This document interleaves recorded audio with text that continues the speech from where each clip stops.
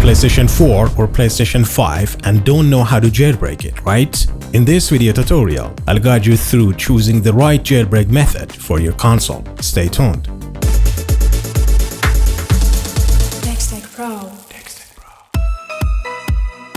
What's up guys, welcome back to DexTech Pro.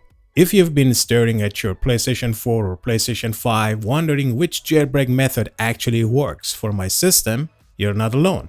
There are BDJB, PPPwn, etaHEN, save file exploits, and Lua demos methods. And if you're not already deep in the jailbreaking scene, it can feel like you're trying to decode a secret language. So in this video tutorial, I'm gonna be breaking down every jailbreak method available for PlayStation 4 and PlayStation 5, match them to your firmware version, and help you figure out exactly which one is right for you. Whether you're a beginner or someone who's jailbroken an older console before, this guide will help you avoid the noise, skip the outdated methods, and make a smart, safe choice. Before we talk exploits, you need to know your firmware version. On PlayStation 4, go to Settings, System, System Information.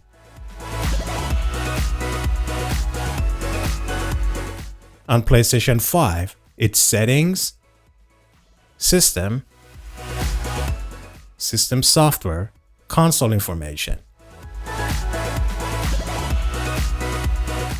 Your firmware is like your jailbreak passport, guys. It tells you which borders you can cross and which ones are locked.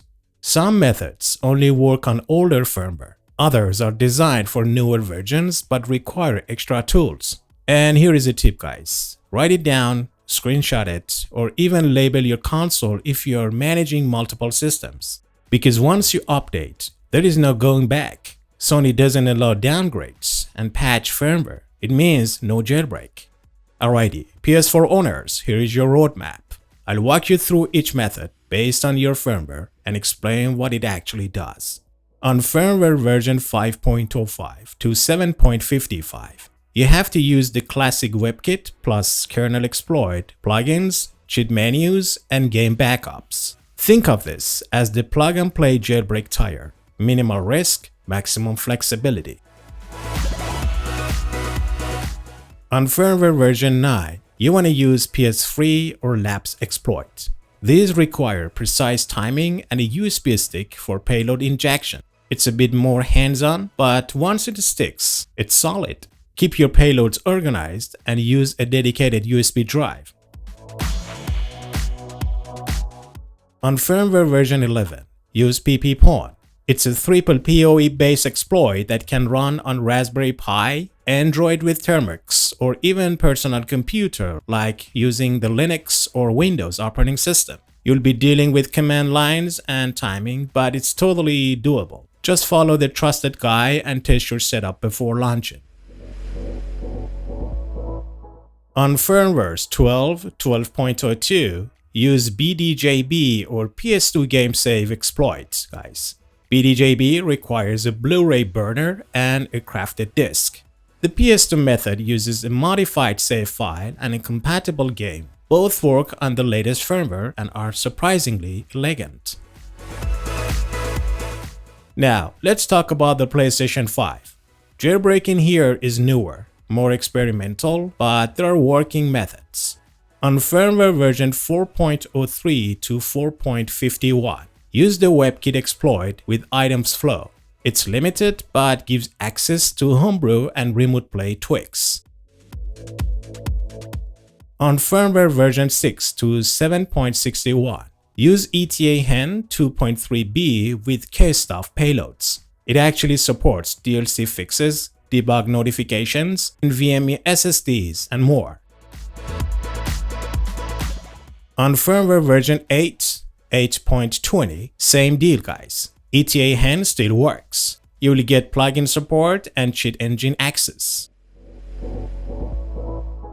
On firmware version 9, use the Hypervisor Exploit. It's the latest breakthrough in the scene of the jailbreaking, guys, providing a full jailbreak that's stable and works like a charm on this version. Think of it as the ultimate unlock, allowing 120 FPS in games, running PC titles via emulation, homebrew apps, and way more. The setup is surprisingly quick, guys, often in just a couple of minutes with a USB stick or network host for payload injection. It's hands-on but beginner-friendly if you follow step-by-step instructions, and it fits right in with the other methods by keeping things reliable and flexible.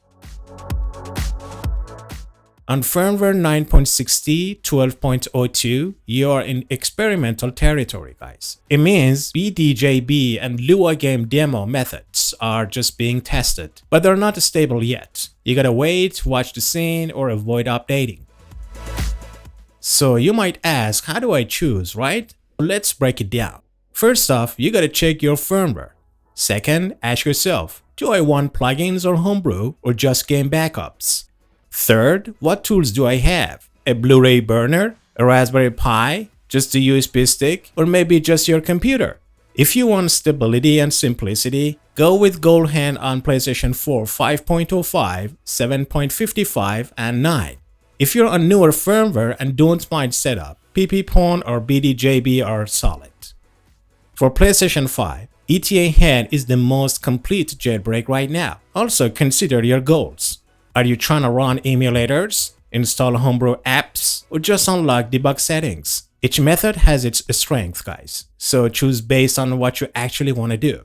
Before you jailbreak, you gotta always back up your saves. And here is something absolutely critical. Make sure that you block automatic updates in your system settings. If your console receives the latest system update, you won't be able to downgrade. And that means you will lose access to jailbreak options entirely. On PlayStation 4, go to Settings, Network, and disable Connect to the Internet. Get back to Settings again, System,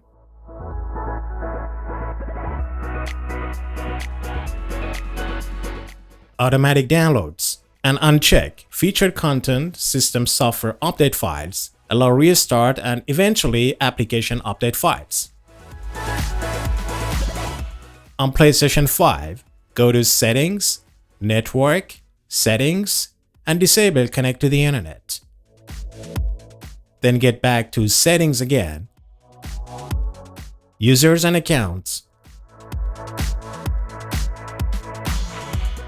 Login Settings, and turn off Login to PlayStation 5 automatically.